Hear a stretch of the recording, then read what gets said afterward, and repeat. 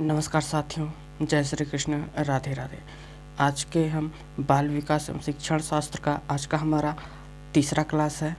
ठीक है साथियों, अगर आप हमारे चैनल पे पहली बार आए हैं तो चैनल को सब्सक्राइब करिएगा। अगर वीडियो आपके लिए थोड़ा सा भी हेल्पफुल हो साथियों तो आप हमारे इस वीडियो को लाइक करिए और ज़्यादा से ज़्यादा अपने साथियों तक शेयर करिएगा। ठीक है, तो चलिए आज के हम अपने इस सेशन को स्टार्ट करते हैं। आज का जो हमारा टॉपिक होने वाला है, हमने इससे पहले का जो टॉपिक था वो देखा था, है ना। हम अपने वीडियो में वन लाइनर के माध्यम से रिवीजन के तौर पर आपको सारी चीज़ें दिखाना चाह रहे हैं जो आपको सीजी टेट हो या फिर शिक्षक भर्ती की तैयारी कर रहे हो तो इतना चीज़ आपको पता होना ही चाहिए। ठीक है ना, तभी जा कर के आप अच्छा स्कोर कर पाएंगे।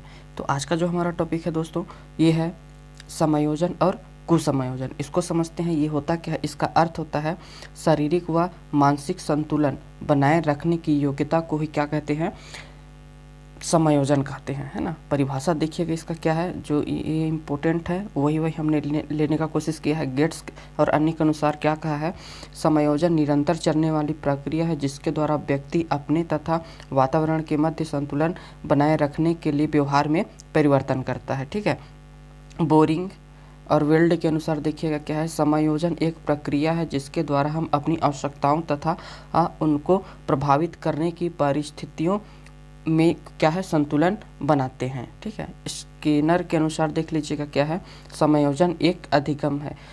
स्किनर जी समायोजन को एक अधिगम की प्रक्रिया कहा है ना। एडलर के अनुसार देखिए, समायोजन श्रेष्ठता प्राप्ति का एक आधार है ना। अब समायोजित व्यक्तित्व की जो विशेषताएं हैं इम्पोर्टेंट है ना, विशेषताएं याद रखिएगा। परिस्थितियों के अनुकूल आचरण करना, उत्तम कार्य क्षमता होना, सामाजिकता का गुण पाया जाता है, स्वतंत्र निर्णय शक्ति होता है, प्रतिकूल परिस्थितियों के को जो है सामना करने की योग्यता होती है, स्वयं के गुण और कमियों की समझ होती है। ठीक ना। अब समायोजन को प्रभावित करने वाले कारक या कुसमायोजित की ओर ले जाने वाले कारक, है ना, दोनों एक ही चीज़ है। इसमें याद रखिएगा भंग, नशा, कुष्ठा, है ना, उसी को बोला जाता है। और ये जो है गुट के अनुसार देखिएगा इसी को क्या कहा है, किसी इच्छा या आकांक्षा आवश्यकता के मांगे में जो उत्पन्न संवेगात्मक जो तनाव होता है वही क्या है, कुष्ठा कहलाता है ना। अब इसका जो प्रकार देखिएगा, आंतरिक जो भांग, नशा है या कुष्ठा बोल सकते हैं, इसको समझते हैं क्या है ना, स्वयं की वजह से किसी आवश्यकता की पूर्ति ना हो पाना, स्वयं की वजह से किसी की आवश्यकता ना हो पाना, है ना, पूर्ति ना हो पाना। और दूसरा है बाह्य भाग, नशा या फिर कुष्ठा, है ना, किसी बाहरी कारक की वजह से आवश्यकता की पूर्ति ना हो पाना। ठीक ना, ये दोनों चीज़ें याद रखिएगा, आंतरिक और बाह्य में बस इतना अंतर है। और इसका जो कारण है देखिएगा, भौतिक वातावरण जैसे बाढ़, भूकंप, सुनामी और वर्षा। सामाजिक वातावरण, शारीरिक दोष, निर्धरता, विरोधी इच्छा और विरोधी उद्देश्य, नैतिक आदर्श, असंगत आवश्यकताएं और मानसिक संघर्ष। अब इसमें देखिएगा भंग, नशा की स्थिति में व्यवहार का, है ना, तो एकांतवासी बन जाना, रोगग्रस्त होने की बात करना, आक्रमणकारी बन जाना, आत्मसमर्पण कर देना। नोट याद रखिएगा, भांग नशा मापन करने वाले विद्वान कौन थे, तो रोजन विंग था, है ना। और इसने क्या है, रोजन विंग ने तस्वीर कुष्ठा अध्ययन नामक एक परीक्षण का निर्माण किया जिसमें क्या थे, 24 चित्र होते हैं, है ना। तनाव, गेस्ट के अनुसार देखिएगा, तनाव असंतुलन की दशा है जो व्यक्ति को उत्तेजित अवस्था का अंत करने के लिए जो है प्रेरित करता है। दुश्चरित्रता क्या है, चेतन तथा अचेतन के मध्य होने वाला संघर्ष है। दबाव क्या है, प्रतियोगिता तथा असम्मान, आत्मसम्मान की वजह से दबाव महसूस करता है। द्वंद्व और संघर्ष, द्वंद्व का आधार है उचित अनुचित का विचार मन में आना। फ्राइड के अनुसार देखिएगा, इड ईगो सुपर ईगो में समन्वयन का अभाव होना ही क्या कहलाता है, द्वंद्व कहलाता है। ठीक है, अगला देखिएगा साथियों, समायोजन स्थापित करने की क्या है कुछ विधियां या फिर आप युक्तियां कह सकते हैं, है ना। इसमें अप्रत्यक्ष विधियाँ हैं, रक्षात्मक युक्तियाँ हैं और मानसिक मनोरचनाएँ हैं, है ना। तो क्षतिपूर्ति, अब इसमें देखते हैं पहला क्षतिपूर्ति, है ना। इस युक्ति के अंतर्गत व्यक्ति किसी कार्य या इच्छा की पूर्ति दूसरे कार्य से करता है। जैसे विकलांग बालक कक्षा में प्रथम स्थान लाकर समायोजन स्थापित करता है, अच्छा उदाहरण है। और संयुक्तिकरण या युक्तिकरण या औचित्य स्थापन, है ना। तो इसमें क्या आएगा, अपनी असफलता के पीछे कोई भी तर्कसंगत कारक, है ना, तलाश कर उसका औचित्य स्थापित करना। जैसे मैं बनना नहीं चाहता था, जैसे किसी भी एग्ज़ाम को दिया स्टूडेंट और बोलता है कि अरे यार मेरे को ये चीज़ बनना ही नहीं था, अगर उसका नहीं निकल पाता है तो वो कुछ या फिर एग्ज़ाम ना निकलने का दोष जो अपना कोचिंग सेंटर या टीचर को थोपेगा कि ये टीचर की वजह से मेरा एग्ज़ाम, या फिर इस बुक को मैं स्टडी किया था तो वहाँ से मेरा एग्ज़ाम नहीं निकला, ठीक ना। अगला देखिएगा, और अंगूर खट्टे हैं, है ना। और दमन को देखिएगा, हर एक टॉपिक को एक दूसरे से रिलेट करके आप तैयारी करना चाहते हो तो इसे क्या है ना, CDP एक ऐसा सब्जेक्ट है जो हर एक टॉपिक से दूसरे टॉपिक में क्या है अंतर संबंध रखता ही रखता है ना। दमन क्या है, किसी दुखदायी विचार या घटना को अचेतन मन में भेज देना क्या है, दमन है। समन क्या कहलाता है, जबरदस्ती या बलपूर्वक किसी व्यक्ति या विचार को भुला देना क्या है, समन कहलाता है। प्रतिगमन या प्रत्यावर्तन का अर्थ पीछे की ओर लौटना होता है। इस युक्ति में व्यक्ति छोटे बालक के समान व्यवहार करके समायोजन स्थापित करता है। जैसे वृद्ध व्यक्ति द्वारा बच्चे के समान जोर जोर से रोना, ठीक ना। अगला देखिएगा, प्रक्षेपण, स्वयं की कमी या दोष को दूसरे व्यक्ति की विशेष पर आरोपित करना। जैसे स्वयं के बेईमानी होने पर दूसरों को बेईमान कहना। आत्मीकरण या तदात्म्य, है ना, ये हो जाएगा। इस युक्ति में व्यक्ति आदर्श व्यक्ति के गुणों तथा अवगुणों का अनुकरण करना शुरू कर देता है। जैसे एक व्यक्ति सलमान खान के समान हेयर स्टाइल रखना चालू कर देता है उसको देख करके, है ना। और उदात्तीकरण या शोधन या मार्गान्तीकरण, है ना, समाज विरोधी इच्छा को समाज मान्य रूप से बदल लेना, है ना। विलोपन क्या कहलाता है, या पलायन हो जाएगा। भावी असफलता से डरकर उस स्थिति से अपने आप को अलग कर लेना। जैसे परीक्षा में जो असफलता के भय से परीक्षा देने ही ना जाना, ठीक है। अगला देखिएगा, नकारात्मक व्यवहार, समाज विरोधी व्यवहार स्थापित करने वाले करके अपना महत्व को स्थापित करना। जैसे प्रतिबंधित स्थान पर फूल तोड़ना, है ना, प्रतिबंधित स्थान पर फूल तोड़ना। और अगला है आक्रामक व्यवहार, ये दो प्रकार के हैं, प्रत्यक्ष है ना, और एक दूसरा है अप्रत्यक्ष। तो प्रत्यक्ष देख लेते हैं, मूल वस्तुओं के ऊपर या व्यक्ति के ऊपर गुस्सा उतारना, है ना, ये प्रत्यक्ष रूप से हो जाएगा। जैसे बॉस का गुस्सा घर पे आकर के अपना बीवी बच्चे पर लोग निकालते हैं। और अप्रत्यक्ष क्या हो जाएगा, मूल व्यक्ति के स्थान पर दूसरे व्यक्ति का गुस्सा उतारना। जैसे बॉस डांटने पर सहायक कर्मचारी को मारना, है ना, या डांटना हो जाएगा। और प्रतिक्रिया निर्माण, अपनी अंतर्निहित इच्छा के बिल्कुल ही विपरीत व्यवहार करना। जैसे मन मनावे मुंह हिलावे, है ना। सहानुभूति क्या हो जाएगा, दूसरों की दुखद स्थिति में सहानुभूति अर्जित करने की कोशिश करता है। द्व्यस्वप्न, हवाई किले बनाकर समायोजित स्थापित करना, है ना। रूपांतरण क्या हो जाएगा, तनाव को शारीरिक जो लक्षण में बदल लेना, ठीक है। अगला देखिएगा, समायोजन स्थापित करने की प्रत्यक्ष जो है विधियां हैं। तो बाधा को हटाना, अन्य उपाय की खोज, लक्ष्य की प्रतिस्थापना और व्याख्या करके निर्णय लेना, है ना। कुसमायोजित बालकों की विशेषताएं। और निराशावादी, भयभीत रहने वाला, चिंतित रहने वाला, मित्र ना बनाने वाला, अंगूठा चूसना, गाली गलौज या अशिष्ट व्यवहार करना, आक्रामक व्यवहार करना, विद्यालय से भाग जाने वाला, देर से आने वाला और बिस्तर गीला करने वाला, ठीक है। अगला देखिएगा, और शिक्षक का व्यवहार कैसा होना चाहिए कुछ समायोजित बालकों के साथ, इम्पोर्टेंट है ना। क्योंकि अगर आप छोटे बच्चे अगर आप वर्ग मतलब पेपर फर्स्ट का और वर्ग 3 का एग्ज़ाम देते हैं जो सहायक टीचर कहलाता है, तो उसमें ज़्यादा से ज़्यादा फोकस करना है कि बच्चे, हमारे लिए बच्चे ही सर्वहारी है, मतलब सर्वोपरि है ना। बच्चे के विपरीत आप नहीं जा सकते, है ना। अगर जो प्रश्न या जो ऑप्शन बच्चे के विपरीत जा रहा है तो आपको उस ऑप्शन को कतई ही नहीं लगाना, है ना। वो आपका कभी भी अच्छा या भला नहीं करेगा वो प्रश्न, ठीक है ना।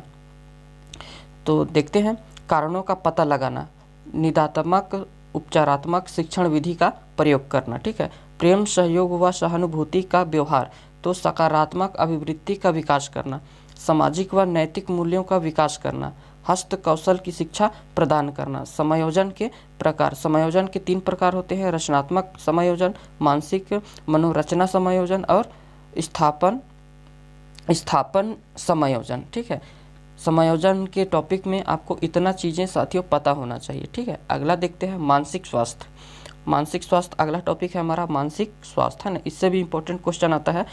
इसका प्रतिपादक था C.W. वियर्स, है ना। इन्होंने 1908 में एक पुस्तक लिखा था, a mind that found it self, है ना। नोट क्या है, डोरथिया डिक्स।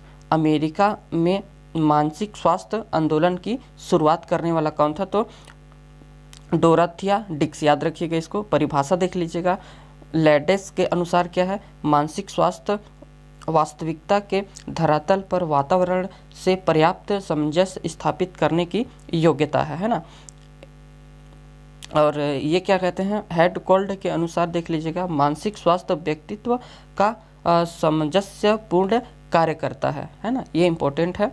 और अगला देख लीजिएगा, मानसिक रूप से स्वस्थ व्यक्ति की क्या विशेषताएं होनी चाहिए, उसमें है ना, क्या क्या विशेषताएं होनी चाहिए। तो पहला देखिएगा, आत्मविश्वासी हो, सहनशील हो, वास्तविक जगत में निवास, संवेगात्मक रूप से परिपक्व, आत्मसम्मान की भावना हो, आत्म मूल्यांकन की योग्यता हो, निश्चित जीवन दर्शन हो, प्रतिकूल परिस्थितियों का सामना करने की योग्यता हो, ठीक है। और बालक के मानसिक स्वास्थ्य को प्रभावित करने वाले कारक, ये इंपॉर्टेंट है बालक का, है ना।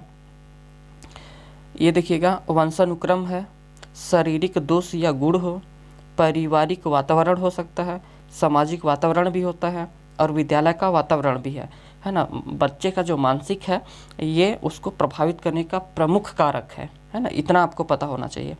और शिक्षक के मानसिक स्वास्थ्य को प्रभावित करने के कारक, है ना। हम इस वीडियो में वन लाइनर के माध्यम से देख रहे हैं साथियों। ये जितना टॉपिक मैं इस वीडियो के माध्यम से आप तक पहुंचाने का कोशिश कर रहा हूं, इतना चीज़ें आपको पता ही होना चाहिए बाल विकास एवं शिक्षण शास्त्र में, ठीक है। कम वेतन, पद की और असुरक्षा, अतिरिक्त कार्यभार, शिक्षण सहायक सामग्री का अभाव, जातीय विद्यालय, निरकुश प्रशासन,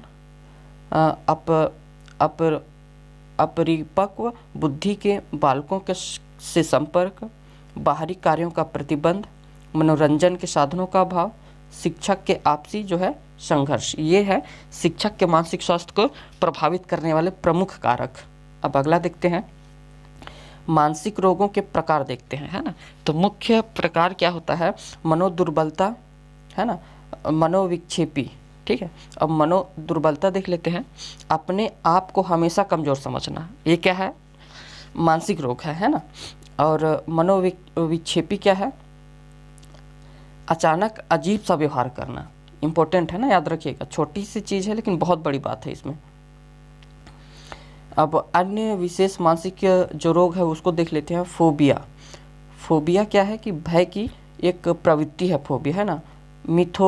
मिथोमेनिया, ये क्या है कि बार बार पर झूठ बोलना, अपनी झूठी प्रशंसा करना और अपनी जो है आत्म प्रशंसा करना, ठीक है। और हेलुजिनेशन क्या है, भ्रांति, है ना। तो ये है क्या, भ्रम का अभ्यास होना, जैसे हड़बड़ा कर उठ जाना कि कोई आवाज़ दे रहा है या फ़ोन की घंटी सुनाई देना, ठीक ना। मनोभ्रम है। डेमेंटिया, ये क्या है देखिएगा, आयु के अनुसार चिंतन व स्मृति का कमज़ोर हो जाना, ठीक है। न्यूरोसिस क्या है कि गलत मानसिक दृष्टिकोण के कारण भावनात्मक असंतुलन प्राप्त होना, ठीक है। अगला देखिएगा, साइकोसिस इसमें क्या होता है कि भावनात्मक असंतुलन हो जाता है। साइकोपैथ इसमें क्या है कि अपराधी मानसिकता वाला बालक या व्यक्ति हो सकता है ना। ऑटिज्म क्या है, अकेले रहना। ये इम्पोर्टेंट चीज़ें हैं ना। अब हम अगला हमारा टॉपिक आता है बुद्धि, ठीक है। इससे भी इम्पोर्टेंट ये मतलब प्रश्न बना है और आगे भी बनता रहेगा, ठीक ना। तो सामान्य अर्थ में हम समझते हैं कि बुद्धि विचार करने व समस्त मानसिक क्रियाओं का जो क्या है एक संगठित रूप है, एक डेटा है ना। परिभाषा देख लीजिएगा, ये बेहद इम्पोर्टेंट परिभाषा है साथियों, इतना परिभाषा आपको पता होना ही चाहिए। वुडवर्थ के अनुसार क्या है, बुद्धि कार्य करने की एक विधि है। टर्मन के अनुसार क्या है, बुद्धि अमूर्त विचारों को सोचने की योग्यता है। अल्फ्रेड बीने के अनुसार क्या है, बुद्धि इन 4 शब्दों में निहित है, ज्ञान, आविष्कार, निर्देश और आलोचना। और स्टर्नबर्ग के अनुसार क्या है, बुद्धि आलोचनात्मक ढंग से सोचने की क्या है प्रक्रिया है। और थर्स्टन के अनुसार क्या है, बुद्धि विभिन्न वस्तुओं व विचारों के मध्य जटिल संबंधों को समझने की योग्यता है। और सायरबर्न के अनुसार क्या है, बुद्धि समस्या समाधान की योग्यता है। वेक्सलर के अनुसार देख लीजिएगा, बुद्धि एक सार्वजनिक क्षमता है जिसके सहारे व्यक्ति उद्देश्यपूर्ण क्रिया करता है तथा समायोजन स्थापित करता है, ठीक है। और बुद्धि की विशेषताएं ये भी इम्पोर्टेंट है साथियों। आप इसमें वन लाइनर के माध्यम से मैं बता चुका हूँ कि हम जो इम्पोर्टेंट है उसको देख रहे हैं ना। आपका रिवीजन भी हो जाए, क्योंकि आपने अपने कॉलेज के दिनों में सारी चीज़ें स्टडी की ही होगी, है ना। और भी आप कई सारे वीडियो से स्टडी करते होंगे, है ना। अगला देखते हैं, बुद्धि क्या है, जन्मजात शक्ति होती है, विशेषता है ना बुद्धि की, याद रखिएगा। बुद्धि का विकास जन्म से लेकर मध्य किशोरावस्था तक होता है, ठीक है। स्पेयरमैन के अनुसार 14 से 18 वर्ष तक बुद्धि का विकास होता है। टर्मन के अनुसार 15 वर्ष तक का बुद्धि विकास हो जाता है। स्पेयरमैन का क्या है कि 14 से 18 तक का और टर्मन का 15 वर्ष तक, ठीक है। बुद्धि का वंशानुक्रम तथा वातावरण का प्रभाव पड़ता है। बुद्धि समस्या समाधान की योग्यता है। बुद्धि समायोजन स्थापित करने की योग्यता है ना। बुद्धि तर्क, चिंतन, कल्पना तथा स्मरण शक्ति करने का योग्य है, जो है योग्यता है ना। अब बुद्धि का प्रकार देख लीजिएगा। बुद्धि का दो व्यक्तियों ने बताया है। बुद्धि का जो प्रकार है 2 व्यक्तियों ने अपने अपने तरीके से अलग अलग बताया है ना। तो बताने वाले कौन थे, एक थर्नडाइक था और एक कैरिट, है ना। तो थर्नडाइक व कैरिट के ने बुद्धि के 3 प्रकार बताए हैं। जो बताने वाले वैज्ञानिक थे वो थर्नडाइक और कैरिट थे, और थर्नडाइक व कैरिट दोनों ने बुद्धि का 3 प्रकार बताया है। अब याद रखिएगा, मूर्त या गामक बुद्धि, अमूर्त बुद्धि और सामाजिक बुद्धि। तो पहला मूर्त या गामक बुद्धि को देखते हैं।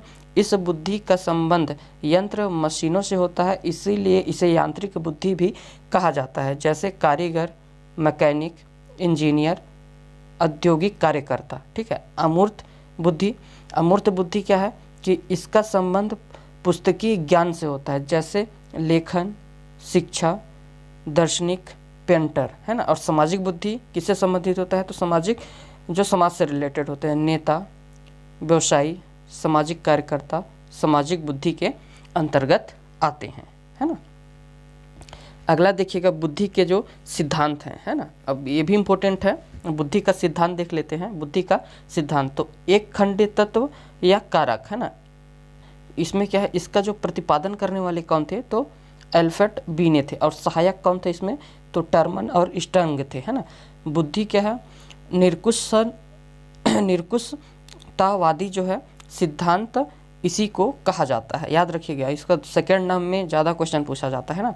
और द्विकारक या द्विखंड या द्वितीयक जो बुद्धि है, तो इसका जो प्रतिपादन करने वाले थे तो स्पीयरमैन थे, है ना। 1994 में दिया था, और इन्होंने एस और जी का जो है जिक्र किया था। एस मतलब हो जाएगा विशिष्ट कारक जो अर्जित होता है, और जी से क्या हो जाएगा कि सामान्य, है ना। एस में विशिष्ट, जी में सामान्य कारक जो जन्मजात होते हैं। विशिष्ट मतलब कि हम जो अर्जित करते हैं, और सामान्य कारक जो हमारे मतलब पूर्वजों से जन्मजात हमको मिलता है ना। नोट में देखिएगा, स्पेयरमैन ने सामान्य बुद्धि पर अधिक बल दिया है, जिसे जी कारक कहा जाता है ना। और त्रिखंड बुद्धि, है ना।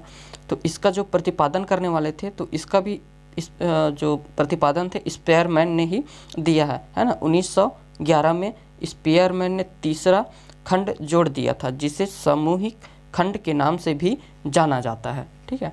और बहुकारक का सिद्धांत, तो बहुकारक सिद्धांत का प्रतिपादन करने वाले कौन थे साइंटिस्ट, तो ये थे थर्नडाइक ने। और इन्होंने क्या किया कि 6 कारक बताने के कारण इन्हें बहु सिद्धांत कहा गया। पहला देख लीजिएगा क्या कारक है, आंशिक, दूसरा है शाब्दिक योग्यता, तीसरा है दिशा योग्यता, चौथा है तर्क योग्यता, पांचवा है स्मृति योग्यता और छठा है भाषण की योग्यता, ठीक है। अब नोट में देखिएगा, इस सिद्धांत को बालू के टीले के सिद्धांत या परमाणुवादी सिद्धांत भी कहा जाता है। याद रखिएगा, ये 3 नाम हो गए ना इसका। बहुकारक बुद्धि का अगला नाम क्या होता है कि इसी सिद्धांत को बालू के टीले का सिद्धांत या परमाणुवादी सिद्धांत भी कहा जाता है। नाम याद रखिएगा, इसको इंपॉर्टेंट है। और समूह कारक सिद्धांत, अब अगला देखिएगा समूह कारक सिद्धांत, इसका जो प्रतिपादन करने वाले साइंटिस्ट थे ये थर्स्टन थे, है ना। इन्होंने 1938 में दिया था इसको। और पुस्तक क्या था इनका, प्राथमिक मानसिक योग्यताएं, है ना। 13 समूह, प्रधान समूह 7। और प्रधान समूह का अर्थ क्या है कि क्षमता, शब्द प्रवाह, स्थानिक, आंशिक क्षमता, तर्क क्षमता, स्मृति और प्रत्यक्ष ज्ञानात्मक। ये इसके जो थे, जो 7 समूह का हमने जो बात किया है ना। और त्रियामी या त्रिविमी सिद्धांत ये भी इम्पोर्टेंट है। प्रतिपादन कौन थे इसका, तो गिलफोर्ड, है ना। दिया कब था, तो इन्होंने 1967 में, है ना।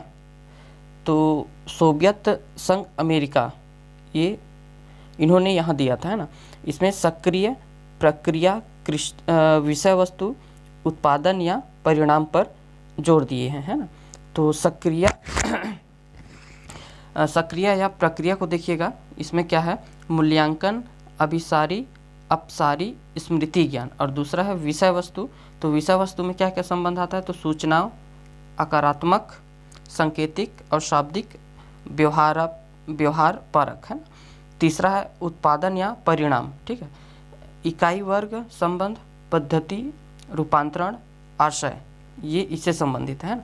नोट में देखिएगा, गिलफोर्ड ने मौलिक रूप से 120 कारक बताए हैं। याद रखिएगा, इंपॉर्टेंट है। कुछ चीज़ें ऐसे हैं जो आपको किताबों में भी, मतलब 10 किताब में अगर आप ढूंढोगे तब ये सारी चीज़ें जानकारी आपको मिलेगा। एक किताब में ये सारी जानकारी आपको कभी नहीं मिल पाएगी, है ना। तो वर्तमान में अब बढ़ कितने गए हैं, तो 180 कारक हो गए हैं। इस सिद्धांत को बुद्धि की संरचना का सिद्धांत भी कहा जाता है। याद रखिएगा इस चीज़ को ना। और 7वां देखिएगा, मात्रा का सिद्धांत। मात्रा का सिद्धांत प्रतिपादन किसने किया था, तो थर्नडाइक ने किया था। प्रतिमान या प्रतिदर्श का सिद्धांत, तो इसका प्रतिपादन कौन किया था, तो थॉमसन ने इसका प्रतिपादन किया था, ठीक है। और पदानुक्रमिक महत्व का सिद्धांत, तो प्रतिपादन कौन थे, तो सिरिल बर्ड थे, वर्मन, है ना। इस सिद्धांत में सामान्य योग्यताएं सबसे ऊपर व विशिष्ट योग्यताएं सबसे नीचे आती हैं, ठीक है। अब अगला देखिएगा, तरल व ठोस बुद्धि का सिद्धांत या धारा प्रवाह का सिद्धांत, इसी का दूसरा नाम है। प्रतिपादन कौन किए थे, तो कैटेल ने किया था, है ना। 11 है का खा ए बी या आ बा का सिद्धांत, है ना। ये भी इम्पोर्टेंट है क्योंकि ये एक नया सिद्धांत है ना। प्रतिपादन कौन किया था, तो हैब ने किया था, है ना। बहुबुद्धि का सिद्धांत, प्रतिपादक कौन थे, तो गार्डनर जी थे। गार्डनर ने 7 प्रकार के बुद्धि का प्रकार को बताया है ना। तो पहला देखिएगा क्या था, लेखन, जो भाषात्मक और शाब्दिक बुद्धि है। तार्किक बुद्धि, सर्वेक्षक, है ना, जो स्थानिक बुद्धि है। संगीतज्ञ बुद्धि, है ना, जो संगीत से संबंधित है। शल्य चिकित्सक, जो शारीरिक गति से संबंधित है। योगी, व्यक्तिगत आत्मन। और 7वां है व्यक्तिगत अन्य अंतर वैयक्तिक, है ना, तो राजनेता या चिकित्सक से संबंधित है, ठीक है। और अगला देखिएगा, बहुमानसिक योग्यताओं का सिद्धांत, तो प्रतिपादक किसके कौन है, तो कैली हैं। इन्होंने 9 मानसिक योग्यताएं बताई हैं, है ना। याद रखिएगा, इतना ही आपके लिए पर्याप्त है इसमें। और संज्ञानात्मक विकास का सिद्धांत, है ना, तो इसका प्रतिपादन कौन किया था, तो जीन पियाजे ने दिया था। और त्रितंत्र का सिद्धांत, इसका जो प्रतिपादन करने वाले थे तो स्टर्नबर्ग थे, है ना। और 3 बुद्धि है, संदर्भ, इन्होंने बुद्धि के 3 संदर्भ प्रकार बताए हैं, संदर्भ, घटक और अनुभव। ठीक है। और आश्चर्यजनक बुद्धि का सिद्धांत, इसका प्रतिपादन किसने किया था? तो ब्लूम ने किया था, याद रखिएगा। थर्नडाइक ने बुद्धि परीक्षण का CAVD का सिद्धांत दिया था, याद रखिएगा इसको, है ना, इम्पोर्टेंट है। और बुद्धि का मापन, अब ये भी इम्पोर्टेंट टॉपिक है ना, बुद्धि का मापन। मानसिक परीक्षण शब्द का प्रयोग करने वाला पहला व्यक्ति कौन थे? तो कैटेल थे। 1890 में इन्होंने दिया था, है ना। बुद्धि मापन परीक्षण का जन्मदाता किसे कहा जाता है? तो याद रखिएगा अल्फ्रेड बीने को कहा जाता है। और मानसिक आयु MA, है ना, मानसिक आयु का विचार अल्फ्रेड बीने ने 1908 में दिया था। बुद्धि लब्धि का प्रथम प्रतिपादन कौन है? तो स्टर्नबर्ग 1912 में था, है ना, दिया था इन्होंने। और बुद्धि लब्धि के वर्तमान सूत्र का प्रतिपादन टर्मन ने 1916 में दिया था, है ना, जो मानसिक आयु गुणते MA, ठीक है, बटे वास्तविक आयु, है ना, यहाँ पर वास्तविक आयु गुणते सब, ये जो वर्तमान में जो अभी चल रहा है मानसिक आयु है ना, इसी को मानसिक आयु और वास्तविक आयु बटे में और गुणे में 100। तो ये जो वर्तमान में बुद्धि लब्धि के जो सूत्र है इसका प्रतिपादन दिया था टर्मन ने 1916 में। ठीक है, याद रखिएगा इसको। अगला है बेसल वर्ष। ठीक है, बेसल वर्ष इंपॉर्टेंट देखिएगा, जिन अधिकतम आयु स्तर के प्रश्नों को हल कर लेता है उसको क्या है? बेसल वर्ष माना जाता है। अब जैसे बच्चा 5वीं क्लास का है लेकिन वो प्रश्न 7वीं 8वीं का हल कर ले रहा है तो बेसल वर्ष में आएगा, है ना। और टर्मिनल वर्ष, जिस आयु स्तर के प्रश्नों को बच्चा हल नहीं कर पाता है उसे टर्मिनल वर्ष कहा जाता है। जैसे 5वीं क्लास का बच्चा है और 5वीं का ही प्रश्न को सॉल्व नहीं कर पा रहा है ना। और अब देखिएगा इम्पोर्टेंट है, बुद्धि लब्धि की सारणी आपको इम्पोर्टेंट है, याद रखना है ना, इससे भी प्रश्न बनता है।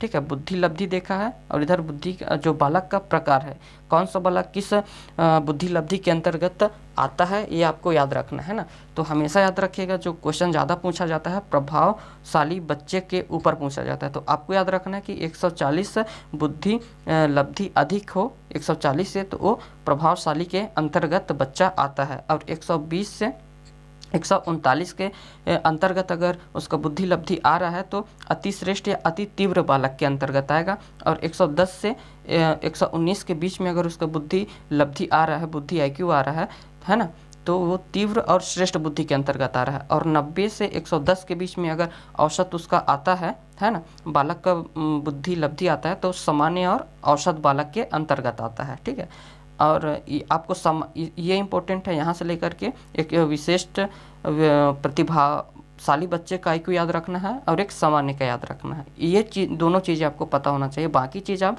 मतलब वैसे याद रख सकते हैं, लेकिन आपको 140 और 90 से 110 की जो IQ लब्धि है इसको आपको याद रखना ही रखना है ना।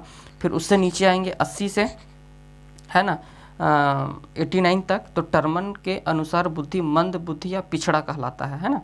और 70 से 79 के बीच अगर आते हैं तो शीर्ण बुद्धि या सीमांत मंद बुद्धि आता है ना। 50 से अगर 70 तक आते हैं तो मंद बुद्धि या मूढ़ मंद बुद्धि आता है। 25 से 50 के बीच में आता है तो मूर्खहीन बुद्धि वाले जो बालक आते हैं उनको रखा गया है, और अगर 25 से कम आता है तो उनको जड़ बुद्धि के वर्ग में रखा गया है। ठीक है, इम्पोर्टेंट है ये, याद रखना इसको। अगला देखिएगा, भारत में सबसे पहले बुद्धि परीक्षण का निर्माता है ना CH राइस 1922 में हिंदुस्तानी बीने परफॉर्मेंस पॉइंट स्किल, है ना, ये जो है 1922 में जो भारत के अंदर पहला बुद्धि परीक्षण हुआ था उनका निर्माता है ना। और बुद्धि के प्रकार देख लीजिएगा कौन कौन से बुद्धि के प्रकार है। तो व्यक्तिगत सामूहिक बुद्धि, शाब्दिक या अशाब्दिक क्रियात्मक, शाब्दिक अशाब्दिक क्रियात्मक, है ना।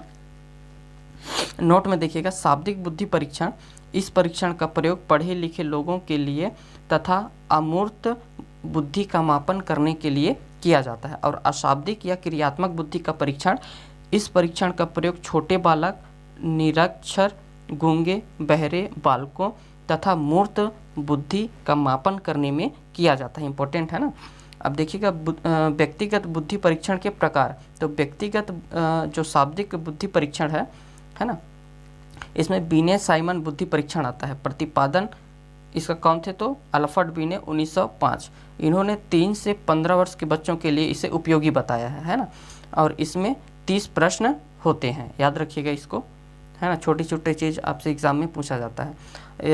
स्टैनफोर्ड बीने का परीक्षण, तो इसका प्रतिपादन टर्मन ने 1916 में किया था, जिसमें 2 से 14 वर्ष के बच्चों के लिए यह उपयोगी है। इसमें क्या रहता है, 90 प्रश्न होते हैं, ठीक है।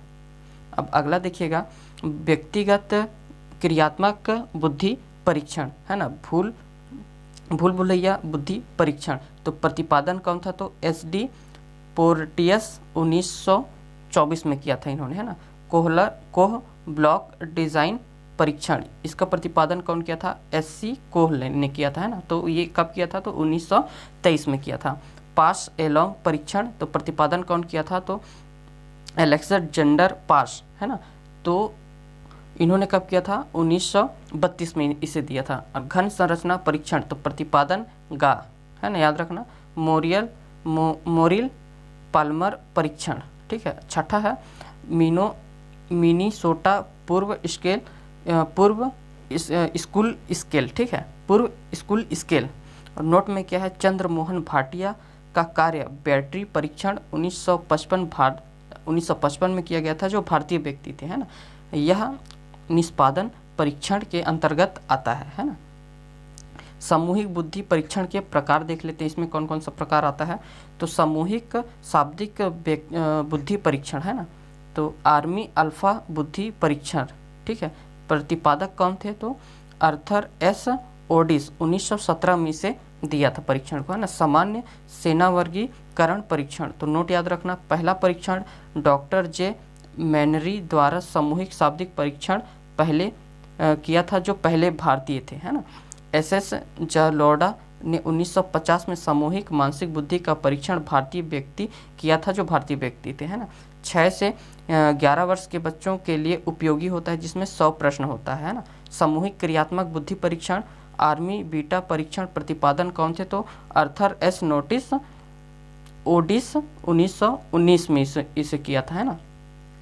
शिकागो क्रियात्मक बुद्धि परीक्षण, ठीक है। सांस्कृतिक मुक्त परीक्षण, प्रतिपादन कौन थे तो RB कैटल थे, है ना। रेवेन प्रोग्रेसिव मेट्रोजेस परीक्षण, तो प्रतिपादन कौन थे इसका, JC रेवेन 1938 में इस परीक्षण को मतलब प्रतिपादन इसको किया था। और यह सांस्कृतिक मुक्त परीक्षण भी कहा जाता है, ठीक है। और मिश्रित बुद्धि परीक्षण देखिएगा, वेस्लर बुद्धि परीक्षण, है ना। तो प्रतिपादन कौन थे इसका तो डेविड वेस्लर, इसको दिया था कब तो 1944 में पहली बार दिया था, और फिर इसको 1955 में है संशोधन करके दिया था। इन्होंने क्या बताया कि 16 से 64 वर्ष के व्यक्तियों के लिए 7 शाब्दिक व 7 अशाब्दिक जो है उप परीक्षण उन्होंने बताया है ना। अब अगला देख लीजिएगा, शाब्दिक में क्या जाता है कि सूचना बोध अंक विस्तार शब्दावली अंक गणितीय समानता अक्षर संख्या परीक्षण। और अशाब्दिक में क्या आ जाएगा, चित्रपूर्ति चित्र व्यवस्था ब्लॉक डिजाइन वस्तु सज्जीकरण अंक प्रतीक भूलभुलैया संकेत खोज, है ना। नोट में याद रखिएगा, शैक्षिक जो है लब्धि ज्ञात करने का जो है सूत्र क्या होता है, EA/CA गुणते 100, मतलब शैक्षिक आयु और वास्तविक आयु गुणते 100, ठीक है। और लब्धि ज्ञात करने का सूत्र क्या होता है, शैक्षणिक आयु और मानसिक आयु गुणते 100। ये दोनों चीज़ इंपॉर्टेंट है, याद रखना इसको, ठीक है। विचलन बुद्धि लब्धि के जो प्रतिपादन थे, है ना, तो ये थे डेविड वेक्सलर, याद रखना इसको। अब अगला आता है बुद्धि परीक्षण की उपयोगिता, है ना। इसकी जो बुद्धि परीक्षण की क्या है कि उपयोगिता है, इसको देखते हैं। तो इसमें क्या होता है, सामान्य बौद्धिक स्तर का क्या है हम आकलन कर पाते हैं, शैक्षणिक असफलता का पूर्वानुमान लगा सकते हैं, व्यक्तित्व का मूल्यांकन करा जा सकता है ना, कक्षा का वर्गीकरण करने में सहायक होता है, शैक्षणिक व्यावसायिक निर्देश देने में भी सहायक होता है। ठीक है, अगला देख लीजिएगा, अगला टॉपिक हमारा स्टार्ट हो रहा है संवेगात्मक बुद्धि। ये भी बहुत इंपॉर्टेंट है ना। संवेगात्मक बुद्धि शब्द का सबसे पहला प्रयोग करने वाले विद्वान जॉन मेयर है ना, जॉन मेयर हैं जो अमेरिका के थे है ना। पीटर सेलोवी 1990 में पुस्तक जो है व्हाट इज इल है ना, ये इस नाम का एक पुस्तक इन्होंने दिया था। ठीक है, संवेगात्मक बुद्धि के प्रतिपादक कौन थे? तो डेनियल गोलमैन जो अमेरिका थे इन्होंने 1995 में अपनी पुस्तक संवेगात्मक बुद्धि लब्धि से अधिक महत्वपूर्ण क्यों, इस नाम की एक पुस्तक भी लिखी है ना। अब अगला देखिएगा, संवेगात्मक बुद्धि के तत्व। संवेगात्मक बुद्धि के क्या है?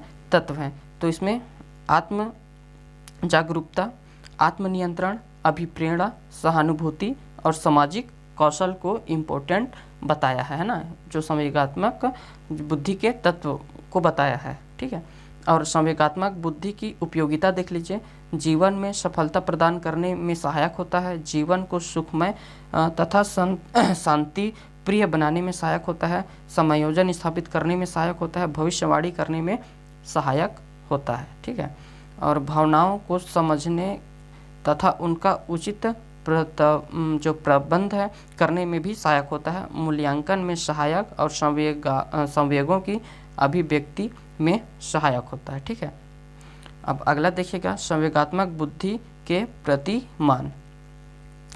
योग्यता आधारित प्रतिमान है ना, तो इसको मानने वाले कौन थे? तो जॉन मेयर, पीटर सेलोवी।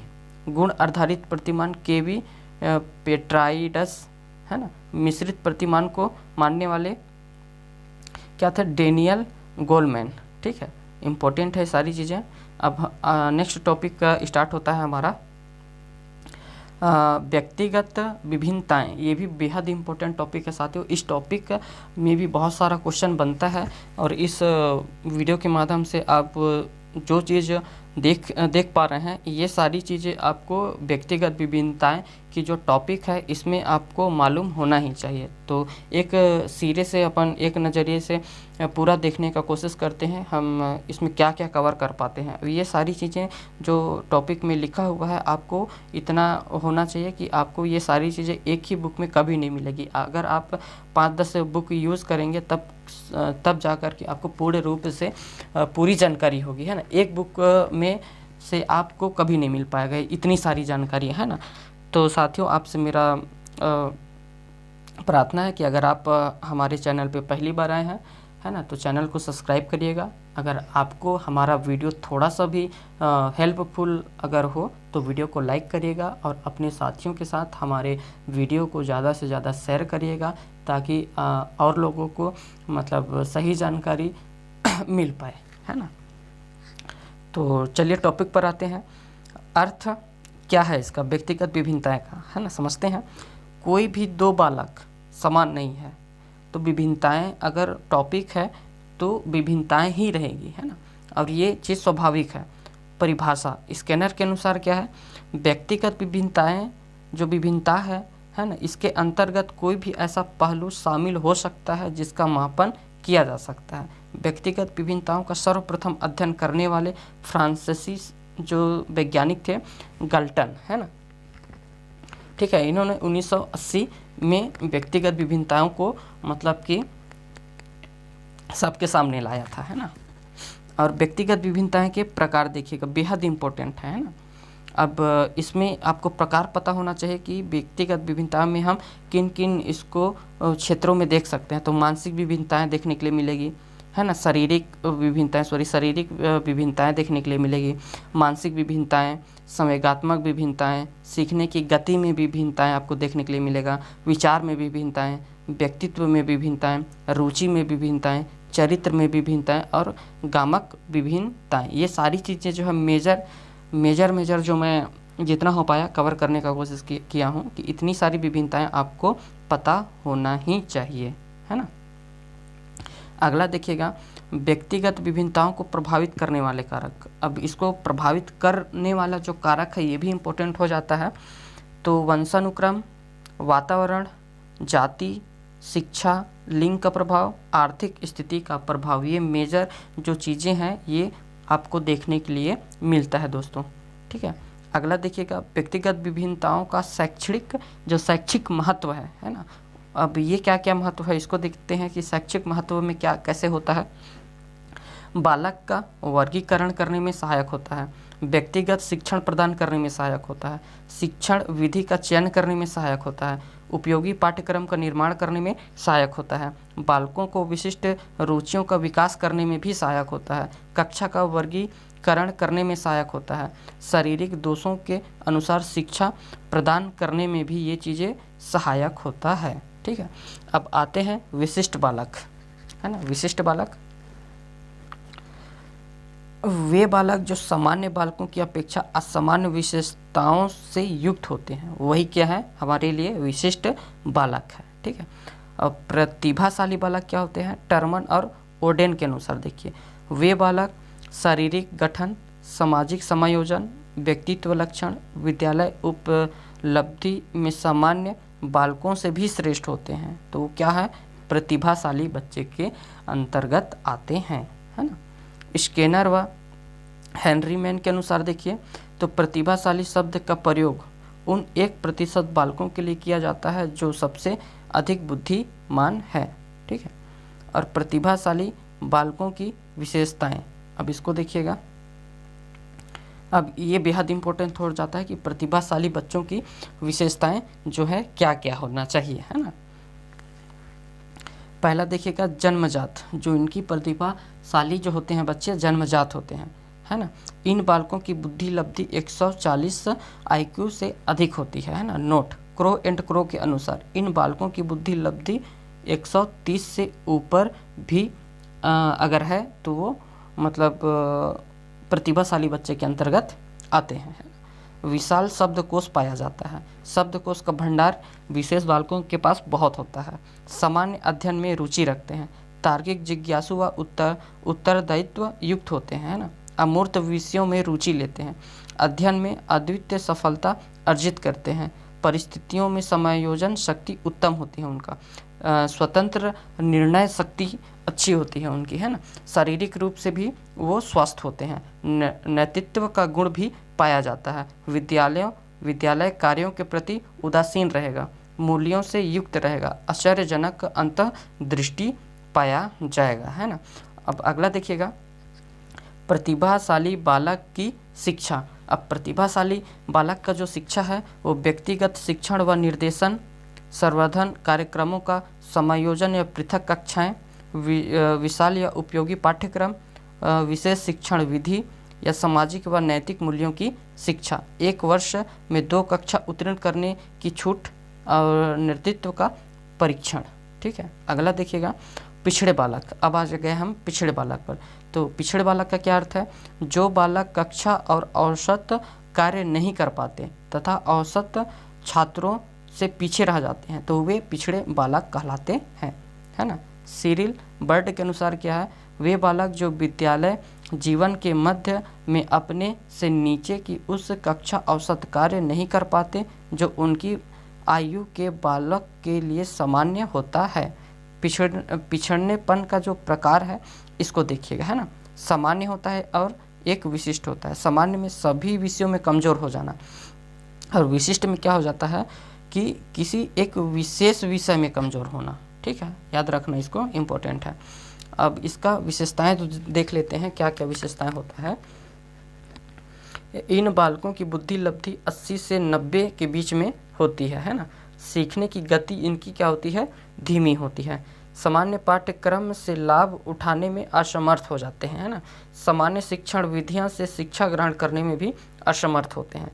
कम शैक्षणिक उपलब्धि मिल पाती है और निराशावादी व आत्मविश्वासी का भाव हो जाता है ना। समाज विरोधी कार्यों की प्रवृत्ति हो जाती है और असमयोजित व्यवहार इनको देखने के लिए मिलता है। और पिछड़ने का भी कारण आपको पता होना चाहिए, है ना। विशेषताएं तो आपको पता हो गई। अब बिछड़ने का जो कारण है, वो भी जो मूल कारण है उसको देखते हैं, है ना, क्या क्या है। तो शारीरिक दोष या फिर रोग भी हो सकता है, परिवार की निर्धनता या आकार भी हो सकता है ना, समाज का प्रभाव भी हो सकता है, विद्यालय का वातावरण भी हो सकता है, और निम्न बुद्धि जो लब्धि है ये भी एक जो है कारण हो सकता है। ठीक है, अब अगला देखते हैं, पिछड़ेपन के बच्चों की शिक्षा, है ना। तो इसमें देखिएगा, विशिष्ट विद्यालयों में शिक्षण, सरल व रुचिपूर्ण पाठ्यक्रम, सरल शिक्षण विधि हो, सामाजिक व नैतिक मूल्यों की शिक्षा, और हस्त कौशल की शिक्षा, है ना। और मंद बुद्धि को देखते हैं, मंद बुद्धि के बालक, क्रो एंड क्रो के अनुसार वे बालक जिनकी बुद्धि लब्धि 70 से कम होती है, क्या कहलाता है, मंद बुद्धि बालक वे होते हैं। अब इनकी जो विशेषताएं हैं देख लीजिए, स्मरण शक्ति दुर्बल रहता है, सामान्यीकरण की योग्यता का अभाव पाया जाता है, ठीक है, मूर्त विषयों में रुचि, शब्दावली दोषपूर्ण होती है, मौलिकता का अभाव, रूढ़िवादी व अंधविश्वासी, रुचियां सीमित व साधारण होती हैं, संवेगात्मक रूप से अस्थिर होते हैं, मित्र बनाने की इच्छा, मौलिकता का अभाव पाया जाता है। ठीक है, अब इनके लिए शिक्षा देख लीजिएगा, इम्पोर्टेंट है। शारीरिक प्रशिक्षण दिया जाना चाहिए, आर्थिक प्रशिक्षण देना चाहिए, अच्छी जो आदतों का निर्माण की शिक्षा देनी चाहिए, सामाजिक व नैतिक मूल्यों की शिक्षा देनी चाहिए, विशेष विद्यालय व विशेष क्या है कि शिक्षक भी इसके लिए होने चाहिए। ठीक है, और अगला देखिएगा, समस्यात्मक बालक। अब समस्यात्मक बालक क्या है ना, इसके बारे में समझते हैं। वेलेंटाइन के अनुसार क्या है कि समस्यात्मक बालक शब्द का प्रयोग उन बालकों के लिए किया जाता है जिनका व्यवहार व व्यक्तित्व किसी बात में गंभीर रूप से असामान्य होता है ना। उदाहरण के लिए जैसे देखिए, चोरी करने वाला, झूठ बोलने वाला, क्रोध करने वाला, है ना। और इसका जो उपचार है, उपचार विधि देखिएगा, तो कारणों का पता लगाकर उसका समाधान करना, ठीक है, निदानात्मक उपचारात्मक विधि का प्रयोग करना, और व्यक्ति इतिहास मतलब केस स्टडी करना उसका, है ना, कि बच्चे का पूर्व जो व्यक्तित्व है वो कैसा है। ठीक है ना।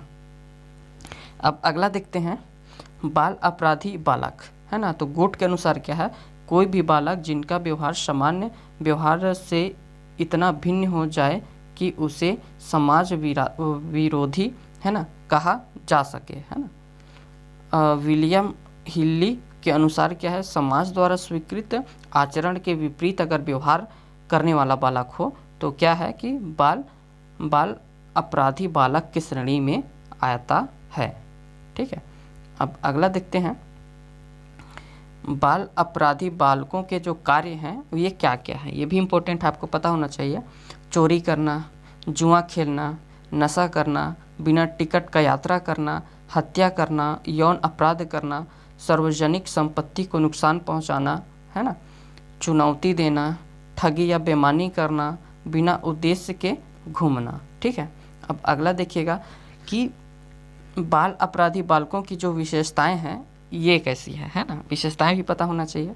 तो शारीरिक रूप से हष्ट पुष्ट होते हैं, अध्ययन में मन नहीं लगता है, समाज विरोधी कार्यों की प्रवृत्ति पाई जाती है, जिद्दी, साहसी, आक्रमणकारी तथा बहिर्मुखी स्वभाव के होते हैं, वर्तमान के आनंद में विश्वास, भविष्य की चिंता ही नहीं करते हैं, समस्याओं को उचित विधि से हल नहीं करते हैं, आयु 18 वर्ष से कम होता है।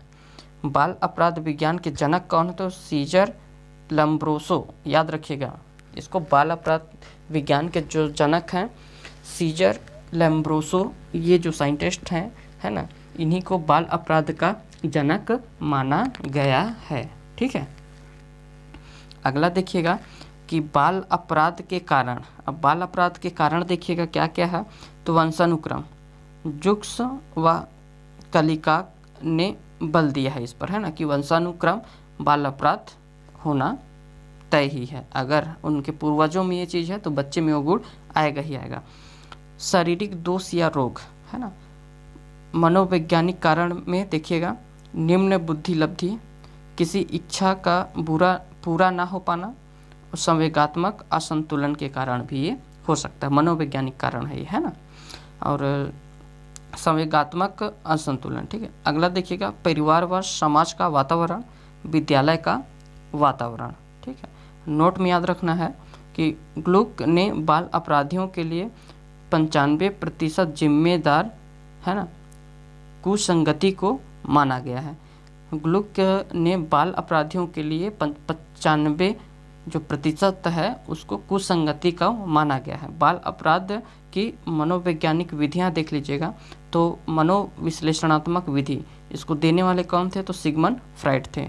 मनोभिनय विधि जो देने वाले कौन थे, तो मोनेरो ने दिए थे, है ना। अनिर्देशित विधि रोजर ने इसको दिया था, है ना।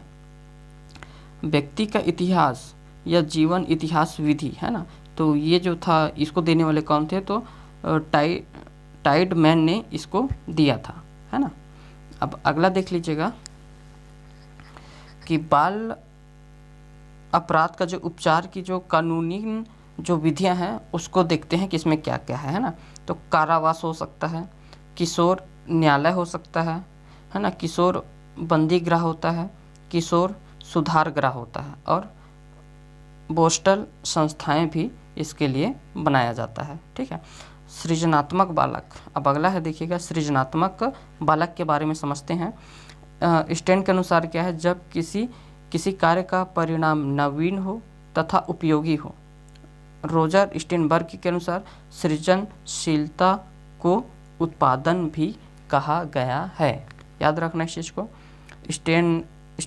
स्टेगर्न कारवास्की, है ना, कारवास्की के अनुसार देखिएगा सृजनात्मकता में पूर्ण अथवा आंशिक रूप से नवीन वस्तु का उत्पादन निहित है। ठीक है, अब गिलफोर्ड के अनुसार सृजनात्मकता के जो तत्व बताया है उन्होंने, उसको देखिएगा तत्कालिक स्थिति से पार हो जाने की योग्यता होती है, केंद्र विमुखी, है ना, समस्या की पुनर्व्यवस्था व्याख्या कर पाना, है ना, और समन्वयनशीलता, दूसरों के विचारों में परिवर्तन करने की योग्यता या रूपांतरण उसके अंदर आपको देखने के लिए मिलेगा। ठीक है, अगला देखिएगा सामान्य विशेषताएं, है ना। सामान्य विशेषताएं इसका क्या है कि मौलिकता, विधायकता या उत्पादकता। ठीक है, नवीनता होता है, उपयोगिता होता है, नमनीयता या लचीलापन होता है,